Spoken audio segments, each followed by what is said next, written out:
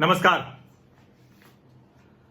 चीन किसी का सगा नहीं है, धोखेबाज है। और उसकी वजह यह है कि जो चीनी कम्युनिस्ट पार्टी का शासन है उसकी नीयत ही यही है कि कैसे धीरे धीरे करके अपने अगल बगल के देशों को कब्जा करना है। उसकी पूरी रणनीति यही है, वो आज से नहीं है। वो उसका जो कहें कि चीनी कम्युनिस्ट पार्टी का मूल है वो उसमें शामिल है।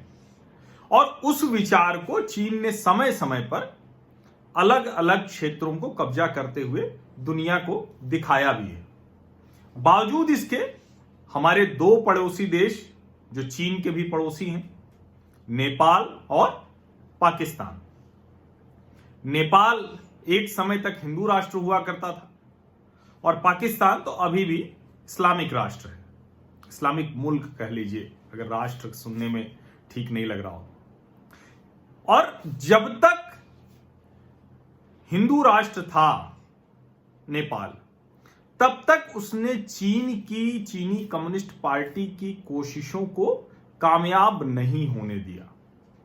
हालांकि जब 1962 में भारत और चीन के बीच में युद्ध हुआ था, उसी दौरान चीन ने नेपाल के भी कई गांवों पर कब्जा कर लिया था। और उसमें एक गांव जो उनके गोरखा जिले में आता है, रुई गांव, उस गांव को तो बाकायदा उस गांव के लोग अभी भी अपनी पहचान और संस्कृति को लेकर परेशान है, अपने ओरिजिन को लेकर परेशान है, क्योंकि वो तो मूल रूप से नेपाली है। लेकिन चीन ने उस पर कब्जा कर लिया था। एक दिन मैंने आपको बताया था कि कैसे नेपाल में जो चीन बांध बना रहा है, जो प्रोजेक्ट लगा रहा है, उस पर नेपाल के लोग, नेपाली मजदूरों ने ही उसके खिलाफ विरोध कर दिया था। बाकायदा प्रदर्शन शुरू हो गए थे और उसको चीन के दबाव में नेपाल की सरकार ने उस खबर को दबाया। और सिर्फ खबर को नहीं दबाया, बाकायदा उन लोगों को हिरासत में ले लिया गया जो चीन की उस परियोजना का विरोध कर रहे थे। उन नेपालियों का यही कहना था कि धीरे धीरे करके चीन हमारे देश पर कब्जा करना चाह रहा है।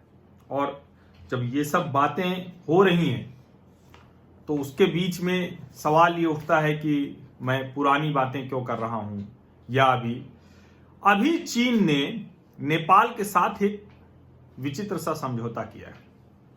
हालांकि कुछ उसी तरह का समझौता 2008 में हमारे देश की कांग्रेस पार्टी ने किया था, जिसपे राहुल गांधी ने लिखा था, हस्ताक्षर किया था। और राहुल गांधी के साथ जो वहां हस्ताक्षर किया था वो चाइनीज कम्युनिस्ट पार्टी के इंटरनेशनल डिपार्टमेंट के जो मिनिस्टर थे उन्होंने किया था। और उस वक्त पीछे जो है वो सोनिया गांधी जी, जो कि किसी ऐसे संवैधानिक पद पर तो थी नहीं, न प्रधानमंत्री थी, न राष्ट्रपति थी, न मंत्री थी। और उधर चीन के तब के उपराष्ट्रपति शी जिनपिंग वो खड़े थे। और उसको वहां मैंने डिटेल उसकी बताई थी, उस समझौते की। लेकिन अभी 2019 में चाइनीज कम्युनिस्ट पार्टी ने नेपाली कम्युनिस्ट पार्टी के साथ एक समझौता किया है। और उस समझौते में जो आइडियोलॉजिकल शब्द है, वैचारिक संबंध, वैचारिक आदान प्रदान, वो खतरनाक है। कितना खतरनाक है, वो नेपाली कांग्रेस के उपाध्यक्ष हैं विमलेंद्र निधि, उनके लिखे से समझ में आता है। उन्होंने नेपाली भाषा में ट्वीट किया है और उस ट्वीट में बताया गया है कि कितना, करीब 36 हेक्टेयर जमीन वो चीन ने कब्जा कर ली है। कब? अभी हाल में। उसमें हुमला, रसुआ, संखुआ सभा, ये सब जो इलाके हैं वो सिंधुपाल चौक जिले के, उन इलाकों पर चीन ने कब्जा कर लिया है। और कमाल की बात यह है कि कुछ गिने चुने नेपाली अखबारों में जो वेबसाइट्स हैं उनको छोड़कर मुख्य धारा में ये खबर भी बहुत नहीं चली। जब सवाल पूछा गया तो सरकार की तरफ से अभी तक इस पर कोई स्पष्टीकरण नहीं आया है। जो नेपाल की सरकार है, जो कम्युनिस्ट सरकार है। तब ध्यान में आता है कि क्या जो 2019 में समझौता किया गया था, उस समझौते के तहत तो ये सब नहीं हो रहा है। केपी ओली धीरे धीरे करके वो सरेंडर करते जा रहे हैं। और कितना सरेंडर किया है उन्होंने? नेपाली और चीनी, इनके बीच में कोई कल्चरल, कोई साम्यता नहीं है, लेकिन बिना वजह, बिना किसी कहें कि उससे कुछ लाभ नेपाल को क्या मिलेगा, नेपालियों को चाइनीज शिक्षक आएंगे जो मैंडरिन पढ़ाएंगे, चीनी भाषा पढ़ाएंगे। कुछ हजार शिक्षकों का वो समझौता हुआ है। अब जाहिर है चीनी शिक्षक आएंगे, मैंडरिन पढ़ाएंगे, चीनी भाषा में जब बात होगी नेपालियों से और उनको वो समझाएंगे, तो क्या समझाएंगे?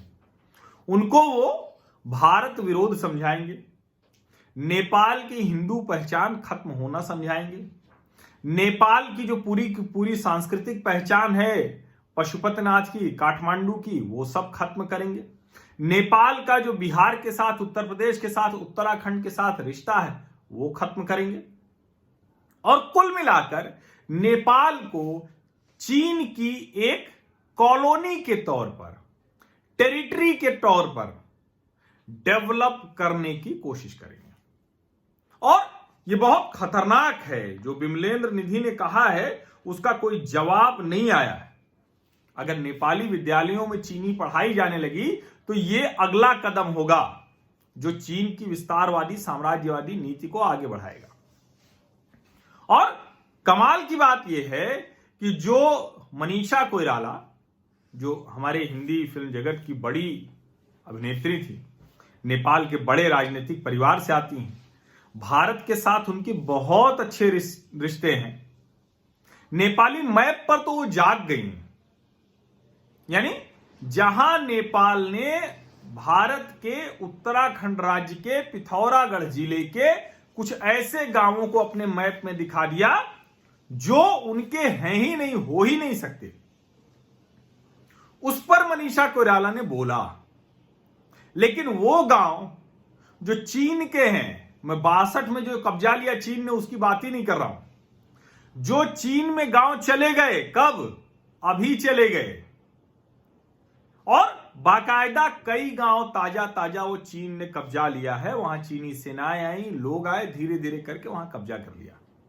लेकिन नेपाल इस पर बात नहीं कर रहा, मनीषा कोइराला भी बात नहीं कर रही, वहां के जो राजनीतिक दल हैं वो भी बात नहीं कर रहे हैं। नेपाल के नौजवानों को सिर्फ भारत विरोध बताया जा रहा है, जिससे कि वो असली स्थिति न समझ पाए। ये तो सब जानते हैं कि केपी ओली इंटरनल फ्रंट पर, आंतरिक उनकी स्थिति बहुत खराब है, अपनी पार्टी में भी खराब थी, देश में भी खराब थी, कुर्सी जाने वाली थी, तो उन्होंने ये चाल चल दी। लेकिन सवाल यह है कि मनीषा कोइराला या ऐसे लोग जिनके भारत से रिश्ते बहुत अच्छे थे, जिनको भारत ने बहुत कुछ दिया, मनीषा कोइराला को तो इतनी बड़ी पहचान दी, लेकिन बावजूद इसके जो नेपाल के जिन गांवों पर चीन कब्जा कर रहा है उसके बारे में वो बात नहीं कर रही। नेपाल की सांस्कृतिक विरासत, संस्कृति को जो पूरी तरह से खत्म करने की बात कर रहे हैं, चीनी शिक्षकों को नेपाल के विद्यालयों में पढ़ाने का जो समझौता वो उस पर बात नहीं कर रही। नेपाल जो ऐतराज के बाद सीसीटीवी ने हटा लिया था उसको, जो चाइना का टेलीविजन चैनल है आधिकारिक, जिस पर अमेरिका ने प्रतिबंध लगा दिया है, उसको चीनी मिशन की तरह वो देखते हैं। 4 मीडिया हाउसेस पर जो प्रतिबंध लगा है उसमें से एक वो भी है। सीसीटीवी ने कह दिया कि ये तो हमारे तिब्बत रीजन में आता है। अब सोचिए कि भारत की सीमा लगती थी तिब्बत से, नेपाल के लिए भी, लेकिन अब इन दोनों देशों की सीमाएं लगती हैं चीन से। और Indo Tibet border police ITBP वो और ज्यादा लग गई है, क्योंकि अब उसको ITBP ही करना है, तिब्बत पे ही रहना हम लोगों को। लेकिन नेपाल को समझना पड़ेगा कि उसके गांव जा रहे हैं, उसकी जमीन जा रही है, उसकी संस्कृति जा रही है, उसके संस्कार जा रहे हैं, और भारत की आड़ हट गई है। अभी तक भारत ही उसके लिए उसका कवर था, उसकी ढाल था, उसकी सुरक्षा था, उसका इंश्योरेंस पॉलिसी थी, उसकी नेपाल की इंश्योरेंस पॉलिसी थी बिना किसी प्रीमियम के। ये नेपाल के लोगों को पता नहीं समझ में आ रहा या नहीं आ रहा, क्योंकि एक बार चीन घुस गया तो फिर निकलना बहुत कठिन होगा। और बहुत क्लियर कट है कि चीन बड़े इरादे के साथ उन जगहों पर जा रहा है। भारत ने तो लद्दाख में खूंटा गाड़ दिया है, अब हम आगे तक जाएंगे और जहां भी चीन घुस आया है उसको निकाल बाहर करेंगे, मार के भगाएंगे, ये तय मानिए अब आप। लेकिन ये ध्यान रखिए कि जो पड़ोसी देश हैं, खास करके नेपाल और पाकिस्तान, तो एक जो पूर्व में हिंदू राष्ट्र रहा, अब तो पूरी तरह से कम्युनिस्टों के कब्जे में है, कम्युनिस्टों का शासन है। उसकी हालत मैंने आपको बताई, किस तरह से चीन वहां कब्जा कर रहा है वो मैंने आपको बताया। अब जो अभी भी इस्लामिक राष्ट्र है, उसकी चीन के साथ गलबैया उसको कितनी भारी पड़ रही है, ये अगले वीडियो में बताऊंगा, आज ही बताऊंगा अगले वीडियो में। और वो गलबैया इतनी खतरनाक हो रही हैं कि पाकिस्तान के जो कहें कि इस्लामिक राष्ट्र में मुसलमानों के लिए रहना मुश्किल हो गया है। डिटेल में बताऊंगा अगले वीडियो में। लेकिन फिलहाल अगर आप नेपाल में ये वीडियो देख रहे हैं, नेपाली हैं ये वीडियो देख रहे हैं, तो थोड़ा ध्यान से सुनिए। आपके लिए खतरा बहुत बड़ा है और मैं ये डराने के लिए नहीं कह रहा हूं, मैं सचमुच इस तरह से इसको कह रहा हूं कि नेपाल का होना हमारे लिए बहुत महत्वपूर्ण है। जब हम कह रहे हैं तो हम भारत की बात कर रहे हैं, हम भारतीयों की बात कर रहे हैं, हमारे आपके रिश्तों की बात कर रहे हैं। उसको ठीक से समझिए। केपी ओली तो आते जाते रहेंगे, सरकारें बदलती रहेंगी। बहुत बहुत धन्यवाद। और आपको लगता है कि अगर ये इस तरह के वीडियोज आप तक पहुंचे तो आप सब्सक्राइब कर लीजिए, सामाजिक परिवार तेजी से बड़ा कर दीजिए, नोटिफिकेशन वाली घंटी दबा दीजिए। बाकी का काम मैं करता रहूंगा।